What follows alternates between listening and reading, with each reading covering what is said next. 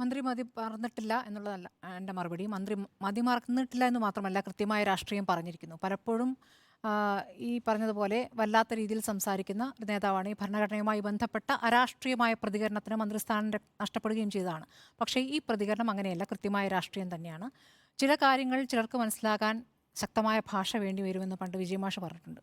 അതുപോലുള്ളൊരു പ്രതികരണമാണ് നടത്തിയത്. എന്തുകൊണ്ടാണ് പറയുന്നത്? ഇപ്പോൾ BJP നൽകിയ മുന്തിരി വാറ്റിയതും കേക്കും കഴിച്ചപ്പോൾ ബിഷപ്പുമാർ മണിപ്പൂരിനെ മറന്നു. അത് പറയേണ്ടി വരും. കാരണം ബിഷപ്പുമാർ ഇപ്പോൾ പ്രതിപക്ഷ നേതാവ് പറഞ്ഞത് പ്രധാനമന്ത്രിയും മുഖ്യമന്ത്രിയും വിരുന്നിന് വിളിച്ചാൽ പോകേണ്ടി വരില്ലേ? ഇനി അഥവാ പോകുന്നില്ലെങ്കിൽ അത് ശരി, പോകേണ്ടി വരേണ്ട ഒരു സാഹചര്യമുണ്ട്. ശരി, പോവുകയാണെങ്കിൽ തന്നെ പറയേണ്ട കാര്യങ്ങൾ പറഞ്ഞിട്ട് വരണ്ടേ? അവിടെ പോയി ആ വിരുന്ന് സ്വീകരിച്ച് മടങ്ങി വരികയല്ലല്ലോ ബിഷപ്പുമാർ ചെയ്യേണ്ടത്. BJPയെ സംബന്ധിച്ച് കൃത്യമായ അജണ്ടയുണ്ട്. കാരണം നമുക്കറിയാവുന്നതാണ്, നേരത്തെ തന്നെ സഭയുമായി ബന്ധപ്പെട്ട് സഭയുമായി അടുക്കാൻ പല ശ്രമങ്ങളും നടത്തിയിരുന്നു. മണിപ്പൂർ വന്ന ഘട്ടത്തിലാണ് അതൊന്ന് ഇടയ്ക്ക് മുറിഞ്ഞു പോയത്. അപ്പോൾ സഭയുമായി ബന്ധപ്പെട്ട് നടത്തുന്ന ഈ ശ്രമങ്ങൾക്ക് BJPക്ക് ഒരു പരിധിവരെ വിജയിക്കാൻ സാധിച്ചിട്ടുമുണ്ട്, അല്ലേ?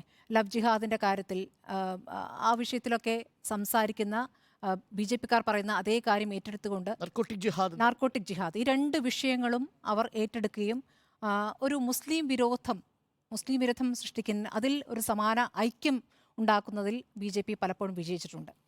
മുസ്ലിം വിരോധം എന്ന് പറയുമ്പോൾ അന്യമതസ്ഥരോട് മുഴുവനുള്ള വിരോധമാണ് BJPക്ക് എന്നുള്ളത് മനസ്സിലാക്കാൻ ഒരുപക്ഷെ BJPക്ക് ക്രിസ്ത്യൻ മതപണ്ഡിതന്മാർക്ക് സാധിക്കുന്നില്ല, അല്ലെങ്കിൽ ബിഷപ്പുമാർക്ക് സാധിക്കുന്നില്ല.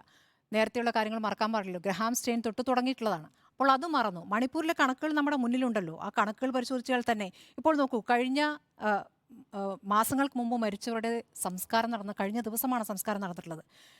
2023 ആദ്യത്തെ 8 മാസം ക്രൈസ്തവർക്കെതിരെ 525 ആക്രമണങ്ങളാണ് ഉണ്ടായതെന്ന് പറഞ്ഞത് യുണൈറ്റഡ് ക്രിസ്ത്യൻ ഫോറമാണ്.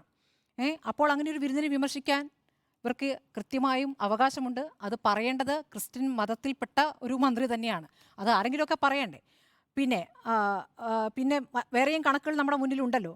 ഈ കണക്കുകൾ മുന്നിലുള്ളപ്പോൾ ഈ 2023 കണക്ക് പറഞ്ഞു, 36 മണിക്കൂറിൽ നടന്ന മരണങ്ങൾ 249 ക്രിസ്ത്യൻ ദേവാലയങ്ങൾ, 36 മണിക്കൂറിൽ 249 പള്ളികൾ തകർത്തു എന്ന് പറഞ്ഞത് അവിടുത്തെ ആർച്ച് ബിഷപ്പാണ്, ഡൊമിനിക് ലുമൻ, അല്ലേ? സുപ്രീം കോടതിയിൽ വന്ന ഹർജിയിൽ വന്ന കണക്കെന്താണ്? 600-ലേറെ ക്രൈസ്തവ ദേവാലയങ്ങൾ ആക്രമിക്കപ്പെട്ടു എന്നാണ്. അപ്പോൾ ഇതാണ് ഈ നമ്മുടെ മുന്നിലെ യാഥാർത്ഥ്യം. 2023 ആദ്യത്തെ 8 മാസം ക്രൈസ്തവർക്കെതിരെ 525 ആക്രമണങ്ങൾ നടന്ന ശേഷം ഈ വിരുന്നിന് പോകുമ്പോൾ മണിപ്പൂരിനെ കുറിച്ച് ഒരക്ഷരം മിണ്ടാതെ വരികയാണോ ബിഷപ്പുമാർ ചെയ്യേണ്ടത്? അപ്പോൾ ഈ ബിഷപ്പുമാർ പറയുന്നത് എന്താണ്? KCBCയുടെ വക്താവ് എന്ന് പറഞ്ഞതാണ്, ക്രൈസ്തവ സമൂഹത്തിനാകെ നീരസമുണ്ട്, ഉന്നത സ്ഥാനത്തുള്ളവരെ അധിക്ഷേപിക്കാൻ പ്രത്യേക നിഘണ്ടുണ്ട് എന്ന്. ഈ ക്രൈസ്തവ സമൂഹത്തിന് നീരസമുണ്ട് എന്ന് ബിഷപ്പുമാർ പറഞ്ഞാൽ, ബിഷപ്പുമാർ പറയുന്നതിനെ മുഴുവനുമായി ഉൾക്കൊള്ളുന്നവരാണ് ഇവിടുത്തെ ക്രൈസ്തവ സമൂഹം എന്ന് ഞാൻ കരുതുന്നില്ല. കൃത്യമായ രാഷ്ട്രീയവും ചുറ്റും നടക്കുന്നതുമൊക്കെ കാണുന്നവരാണ് കേരളീയർ. കേരളത്തിലുള്ള ക്രൈസ്തവർക്ക് ഇവിടെ നടക്കുന്ന കാര്യങ്ങൾ എന്താണെന്നറിയാം. ഇപ്പോൾ നടക്കുന്ന സ്നേഹവിരുന്ന്, തുടരുന്ന സ്നേഹവിരുന്ന്, ആ സ്നേഹവിരുന്ന് വലിയ ഗുണം ചെയ്യുമെന്ന് നമുക്ക് കരുതാൻ കഴിയില്ല. അപ്പോഴും ചില ഗുണങ്ങളൊക്കെ ഉണ്ടാകുന്നുണ്ട്. കഴിഞ്ഞ ദിവസം പത്തനംതിട്ടയിൽ BJP സ്നേഹസംഗമം സംഘടിപ്പിച്ചു.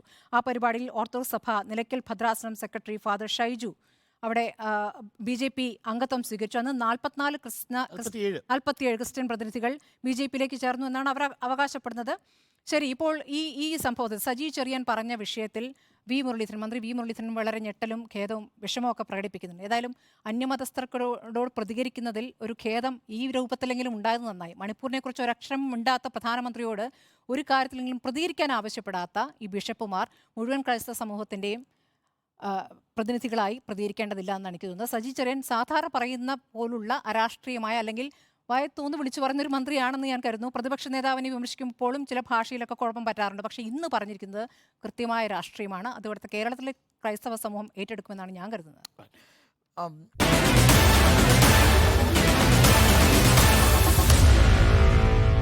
Meet the editors.